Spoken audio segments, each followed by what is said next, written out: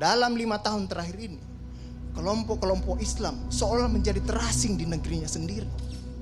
Itu yang dia rasakan. Berapa ulama yang berjuang mendirikan republik ini? Indonesia 80% penduduknya umat Islam. Tidak pernah meminta 80% hasil sumber daya alam yang dikuasai negara untuk umat Islam. Gak ada yang dia minta. Ada gak dia minta? 80% umat Islam penduduk Indonesia tidak pernah meminta 80% APBN untuk umat Islam.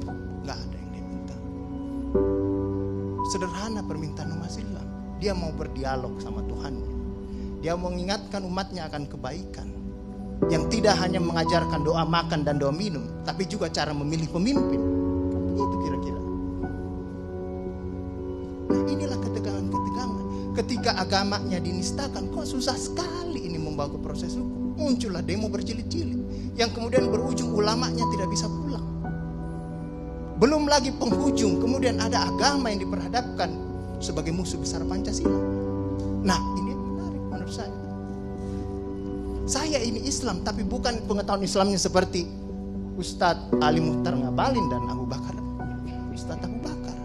Tapi dengan segala awam saya terhadap Islam, ketika saya ditanya Pancasila itu di mana dalam kehidupan saya, maka saya akan mengatakan bahwa ketika saya lahir, orang tua saya itu membisikkan Pancasila di telinga saya. Cuma bahasanya bukan seperti yang tertulis dalam Undang-Undang Dasar itu. Dia membahasakan Allahu Akbar, Allahu Akbar, asyhadu an la ilaha illallah, asyhadu anna Muhammadar Rasulullah. Apa yang saya dengar di situ? Ketuhanan yang Maha Esa. Hayya 'alas shalah. Apa yang saya dengar di situ? Mari kita bersatu sama-sama. Karena kita akan mendirikan sholat. Dan Al-Ankabut mengatakan sholat itu mencegah kamu dari perbuatan keji dan mungkar. Ada kemanusiaan yang adil dan beradab. Saya dengar di situ. Hayya 'alal falah. Mari sama-sama menuju kemenangan. Kemenangan yang bagaimana kita peroleh? Kerakyatan yang dipimpin oleh hikmat kebijaksanaan dalam permusyawaratan perwakilan. Kemenangan yang bagaimana? Keadilan sosial bagi seluruh rakyat Indonesia. Itulah kemenangan yang kita tuju. Kita kembali lagi takbir.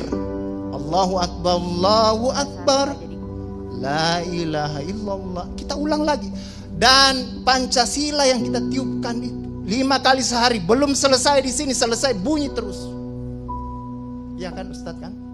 Belum selesai di daerah sini, selesai bunyi bertalu-talu terus. Seluruh dunia bertalu-talu. Inilah Islam. Yang kemudian sekarang dalam kelompok ini Ustaz Ali Muhtar Ngabalin, saya banyak belajar dari beliau. Inilah yang kemudian sekarang, kenapa kami mau diperhadap-hadapkan?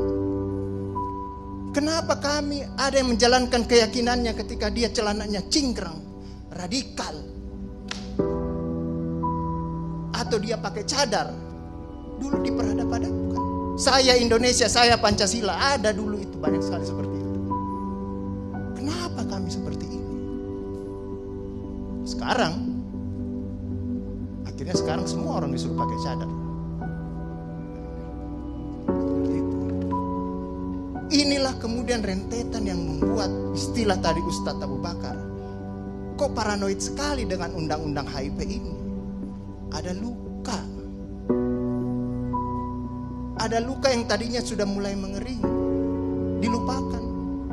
Tapi tiba-tiba ini kemudian dikhawatirkan, jangan sampai Pancasila ini mau dipakai sebagai instrumen untuk membibirkan kelompok Islam dan kelompok ini. Apalagi kalau kita baca RUU-HIP itu, memegang kekuasaan pembinaan ideologi Pancasila ada sama presiden. Saya juga baca-baca sekilas tadi. Kok di situ ditulis pendidikan nasional menurut undang-undang ini itu berubah. Tujuan pendidikan nasional oleh Undang-Undang Dasar mengatakan bahwa beriman, bertakwa, berakhlak mulia. Di sini diciptakan pendidikan nasional itu bertujuan untuk menjadi tenaga ahli dan terampil. Ini kan mau dikasih jadi tukang ini bagi kapitalis kalau seperti itu berpikirnya. Nah, inilah yang kemudian yang dirasakan oleh kelompok-kelompok Islam dalam perspektif perjalanan konstitusional kita, bahwa ada yang tidak adil dilakukan oleh kekuasaan. Kelompok Islam selama ini tadi yang saya katakan tidak pernah meminta apa-apa. Paling jauh kelompok-kelompok Islam mungkin dapat honor dari negara. Itu pun tidak dipakai untuk foya, dikembalikan lagi untuk membantu negara, menghidupkan santri-santri, mencerdaskan kehidupan bangsa, menciptakan manusia-manusia yang beriman, bertakwa dan akhlak mulia. Yang sebenarnya tugas pemerintah itu dikembalikan lagi seperti itu. Itulah yang kemudian mulailah sekarang kelompok Islam sangat hati-hati kalau kemudian Pancasila ditiupkan terus, seolah-olah ini mau dijadikan instrumen untuk memarjinalkan Pancasila.